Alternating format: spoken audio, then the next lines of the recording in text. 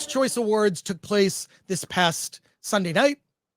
Alan and I are Critics' Choice Association members. We vote in this organization approximately 400 film critics from all over. You have to jump through a lot of hoops to get in the organization. I joined, God, maybe a couple decades ago. Honestly, I've been around for a long time, but I haven't really participated as much as I have recently.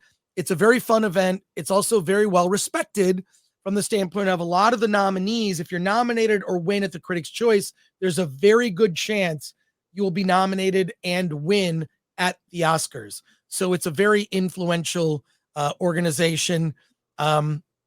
It's fun to be a part of. Alan and I, we're a voting block of two, effectively.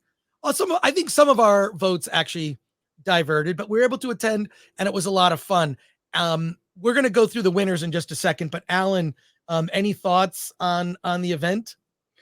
Yeah, I think the strike kind of ruined at least the choices that I liked. I think a lot of films got overlooked, just because of this weird campaigning that the studios did. I'll point out American Fiction.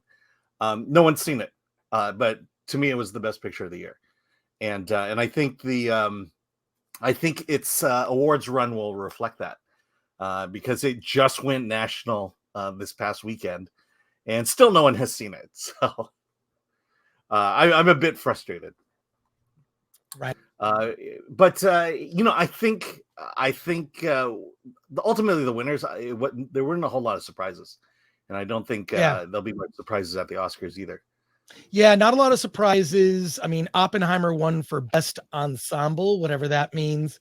I think it was also Barbie. I think a lot of people are taking the commercial success of Barbie, and it's kind of, an award is something that is meant to draw attention to a film, right? Mm-hmm. That's the purpose of an award, and it can help movies. This is why we do our own awards event, Award This, which if you're an indie filmmaker who's made a small indie movie, go to awardthis.com and you can actually check out what the qualifications are. It's very easy. Basically, you just need a review on Film Threat. You need to be commercially available.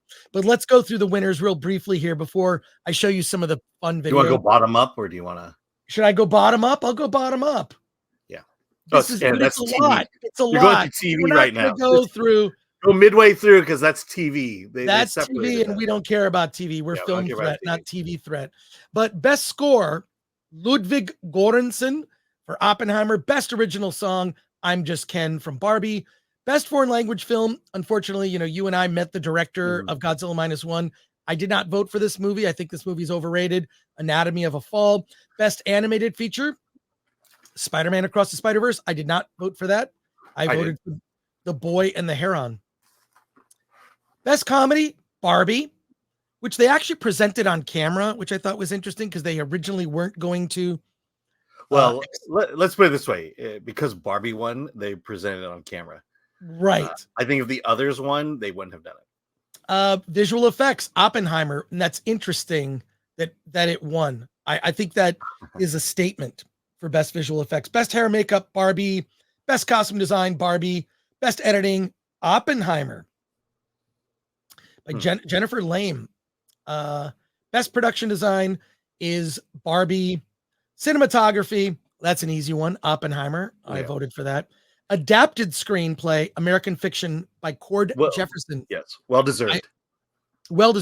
Original screenplay, Barbie.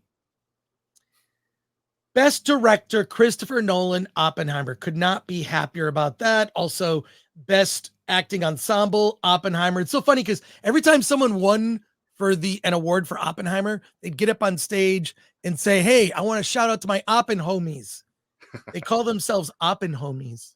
They're Oppen homies. Yes, let's make that a thing. Yeah. The Holdovers, best young actor, Dominic Sessa. Supporting actress, Divine Joy Randolph. Holdovers. Yeah. Supporting actor, Robert Downey Jr., Oppenheimer. He also won at the Golden Globes. I think he's going to be on stage at the Oscars. I really do. Mm-hmm. Emma Stone for Poor Things, Best That was Actress. the surprise of the night. That was a surprise. Paul Giamatti, Holdovers. That was a surprise. I still think Cillian Murphy may overtake for Oscars. And Best Picture, Oppenheimer. Alan, what are your thoughts? Yeah, like I said, not a whole lot of surprises. Yeah, the Best Actor, Best Actress, Paul Giamatti. It's one of those nice surprises. Emma Stone, not so much. I don't know. I didn't think I didn't particularly like the movie, and she it's funny, in her speech she talked about that she had to unlearn things, and clearly what she had to unlearn was acting. and so I was shocked. Because if anything, if we're gonna go over the popular route, it would have been Margot Robbie.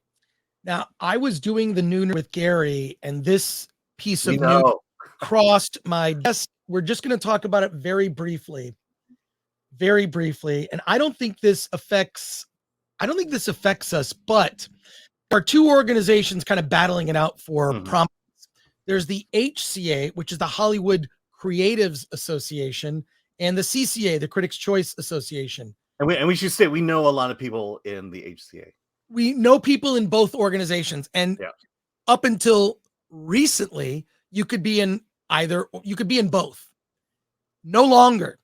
The Critics' Choice Association sent out word that you may no longer be a part of both. Now, I'm only in one, but I have been recruited by the HCA.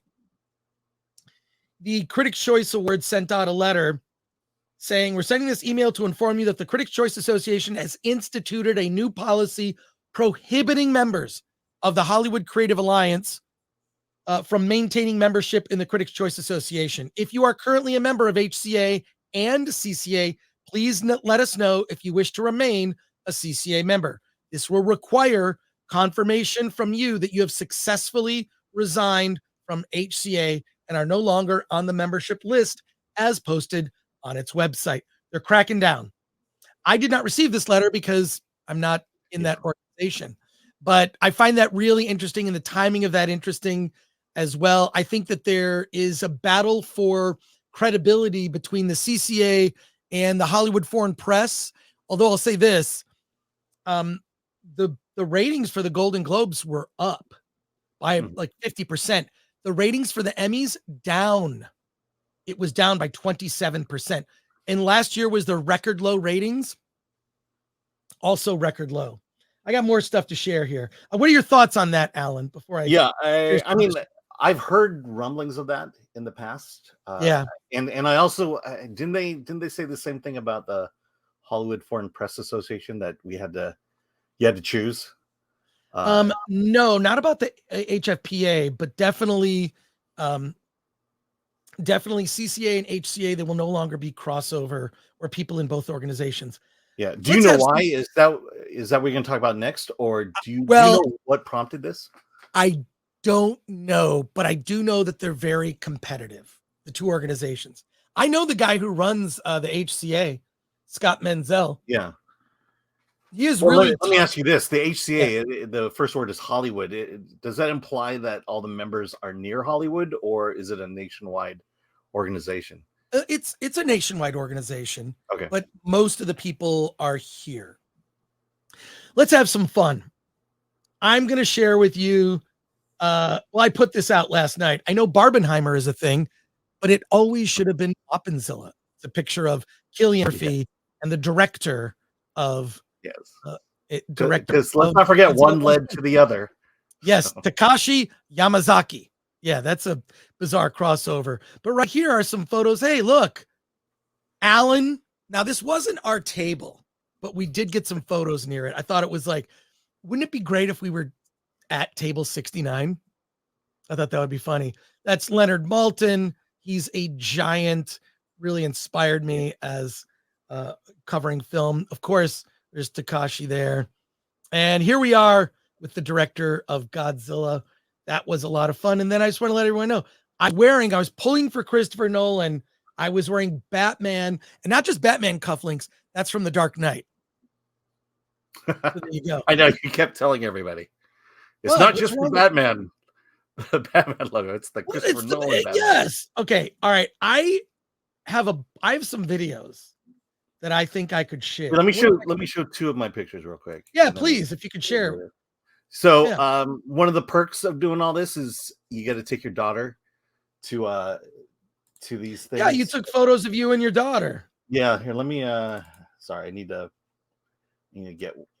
Okay, here we go. You need to prepare for the show. No, I did have it, and somehow it got switched. So, the big photo get was my daughter and Tom Hiddleston there. Oh, look at that. Yeah, look at that. She doesn't look happy to be there, though. Well, you know what? This is ugly cry. X-ray girl. I mean, she was so excited. I mean, you have no idea, because this was one of those moments where it just happened to happen, and the opportunity was there, and we struck. The other thing was, we were unlike you. I was near the celebrities, and I have a picture of the view. I have a video of the view where I was at. Let me just. We're gonna play some of these. Oh, here, let me get this one last. Oh, sure, yeah. Yeah, and so just sitting over there, there was my daughter and I favorite movie was American Fiction. There was Jeffrey Wright and John Ortiz, and I said, "Do you want to meet them?" And she just got up and booked over there. Commissioner Gordon, Jeffrey Wright. Yeah, and so there was that, and then also there's one photo here that let me see if I can.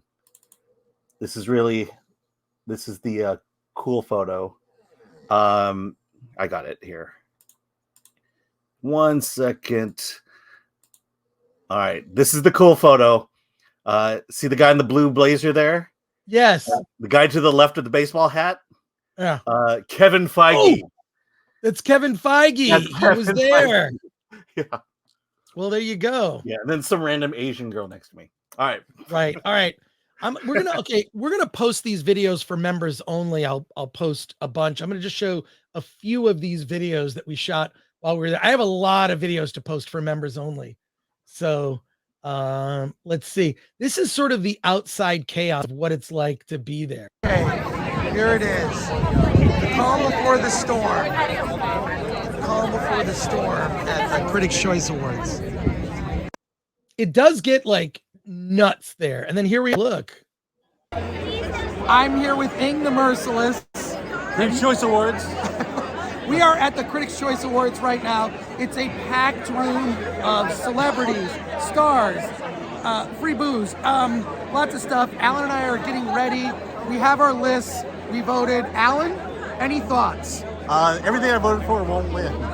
I'm thinking the same thing. Yeah, pretty much. Yeah. Alan is really. It must be destiny, because we're at the Critics' Choice Awards, which is about to start. And guess what? 69. That's the table. That's right. Wait, what's this video? You got to edit those better. Alan and I just saw the biggest celebrity we will see here tonight. That's right. Literally the biggest. Oh, you're not gonna say it? It's Godzilla, people. We met the director of Godzilla -1. He has a translator who was talking with us. He was holding a figure of Godzilla. Look, I'm hoping he wins. Fingers crossed. Cannot wait. And look who we run into. Look who we run into. Holy cow. There she is. X-ray girl. Yeah, X-ray girl is here. Oh my God. Kira. Okay, where are you sitting? I have a shit seat. It's fine. Yeah, we all have. All right. I wish I had a shit. Bye. So she's going to be back actually for our Oscar watch party, which we're going to do. But I want to give you some idea of like where I was sitting. Here's what it's like to be in the room, right? Like, well,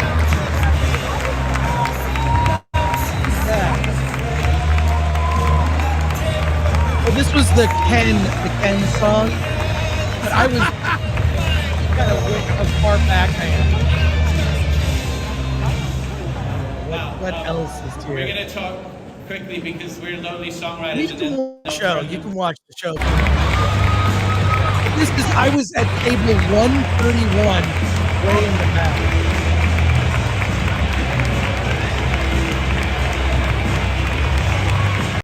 Well, we'll be posting these videos and photos and whatnot for members only, which is a lot of fun. So that's basically a reminder to join us as a member. You get access to our Discord, and where you can continue the conversation from the chat right on the Discord. There you go. Alan, any final thoughts on the Critics' Choice? Yeah, I mean, it was a fun night. Yeah, it's. Oh, I don't want to go into all that, but yeah, we had a. We'll go into all that. Yeah, you know, it's just like I enjoy being part of the organization, just having putting my little stamp on the little things there. Again, everything I voted for lost, so. But it's just a chance to meet other critics, hang out with you, and you know, there we go. Now we're back to work. It's January, and It's January. There are very few movies worth seeing in theaters in January, but we are going to be covering them on Friday's show. Yeah, I mean, I believe you're gonna see the next Oscar Best Picture tomorrow or tonight with the Ava DuVernay movie. I'm seeing Origin, directed by Ava DuVernay. There's a big Oscars push for this. I have thoughts, and I haven't even seen it yet. Yeah, but I mean, it's not an Oscars push because it's out in January. Yeah, it's kind of done.